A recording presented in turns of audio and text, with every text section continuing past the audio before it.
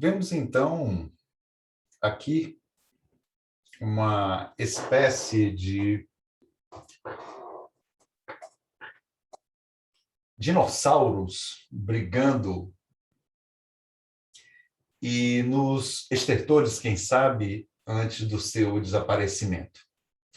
Essa imagem que aqui é colocada na apresentação deste vídeo de hoje é no sentido de pensarmos um pouco, de elaborarmos um pouco sobre um aspecto bem interessante que está ocorrendo na internet entre aqueles que fazem comentários, que fazem previsões ou que se preocupam em colocar o governo Bolsonaro sob suas críticas.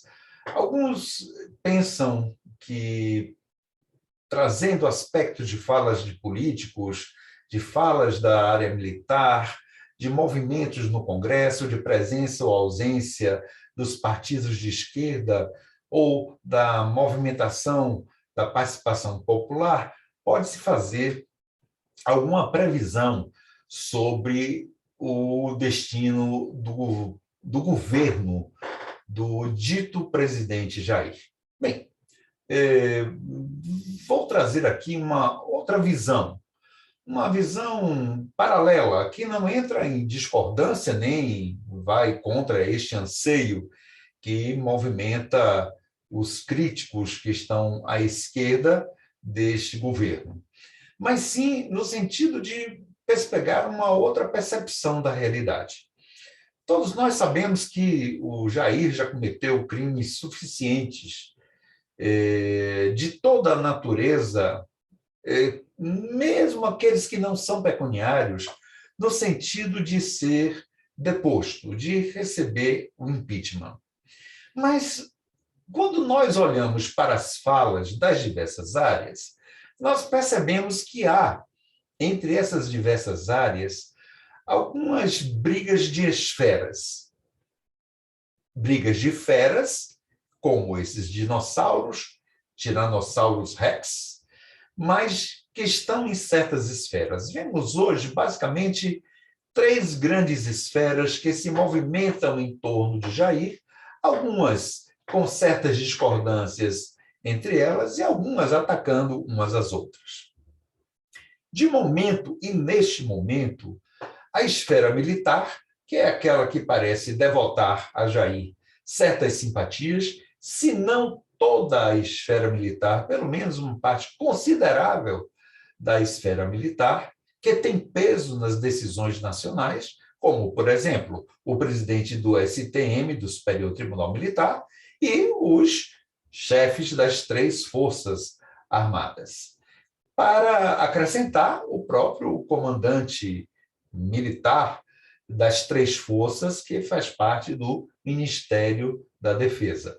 Bem, eles prestam óbvia simpatia ao projeto do Jair, da sua conduta, porque, como já dissemos em outro vídeo, eles são simpáticos, bastante simpáticos a esta forma de proceder, a esta lógica autoritária e mais à direita, empurrando cada vez mais para a direita, de gerir um país.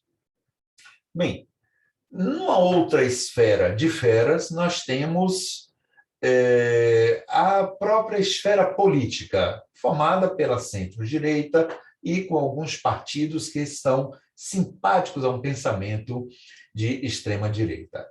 Ora, esses partidos, eles governam junto com Jair, ora com algumas discrepâncias, ora com algumas dificuldades de diálogo, mas sempre conduzindo decisões que dão apoio aos projetos, por exemplo, na área econômica do Paulo Guedes, que notoriamente serve aos interesses do capitalismo financeiro, isso já está mais do que evidente. E esses partidos, que não sabemos se têm tanta independência assim, tudo indica que não, desse chamado capitalismo financeiro, que tudo indica também sustenta essa maioria do Congresso, parece utilizar estes parlamentares como títeres da sua vontade. Bem, temos uma terceira força, que seria a própria força do mercado. O mercado, esse famoso ente sobrenatural, mas que tem uma influência real na vida brasileira, naturalmente que tem interesses naquela conduta das políticas econômicas, financeiras e tão precárias do ponto de vista social que o governo Jair, ou o governo ou desgoverno do Jair, promove. Essas três esferas de feras, que de vez em quando parecem brigar entre si, também abrigam, tudo indica, um conjunto de forças que, embora ocasionalmente possam se digladiar, e se digladiam com muito cuidado, porque cada uma sabe a medida da força que a outra tem, para que não seja ferido o conjunto maior, que tudo indica ser o serviço a ser prestado ao nosso conhecido poder da elite nacional e, tudo indica, internacional. Então, podemos perceber que, quando a esfera militar diz que o governo de Jair é democrático, que ele é positivo, que está transformando o Brasil numa direção correta, quando vemos os partidos formados pela grande maioria do Congresso se assentarem, através do presidente Lira, da Câmara de Deputados, sobre os 125 a 130 pedidos de impeachment vastamente documentados, com todos os elementos visuais, imagéticos e legais que estão aí postos, e o Jair se mantém inteiro nesta luta de guerrilha, da qual ele sabe como conduzir, porque ele foi treinado na Academia Militar das Agulhas Negras e deve ter gritado muitas vezes selva, e nessa selva ele estava treinando contra inimigos em guerrilhas ou em combates face a face ou palmo a palmo de terreno. Ele executa esta lógica guerrilheira, como já tentamos também dizer de forma mais rápida num outro vídeo, neste plano da prática política. O Jair, quando ele parece ser abatido por um conjunto de forças que demonstram suas implicações em situações as mais diversas, ele parece cair, mas ele levanta. É como se nós pudéssemos ver se passar numa guerrilha a disputa palmo a palmo de uma cidade. Numa guerra, instrumentos são utilizados para tomar a cidade de vez. Na guerrilha, a briga se dá rua a rua, árvore a árvore, casa a casa. Ganha-se uma rua, se perde, no outro dia se tenta retomá-la. E é esta a forma com que o Jair age, através do gabinete do ódio, através das fake news, através das suas falas cheias de signos nas suas lives das quintas-feiras, através das agressões, através da sua conduta, através, enfim, de todos os agentes que corroboram com este seu governo.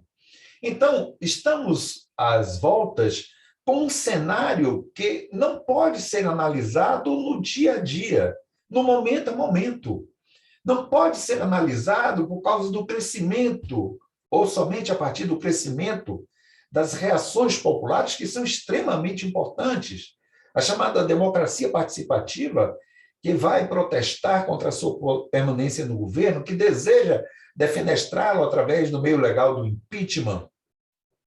Mas temos que pensar também naquilo que o sustenta, naquilo que o mantém, e que lhe dá a tranquilidade suficiente para que ele, transgredindo os ditames da República, da solenidade do seu cargo, ele ali se mantenha.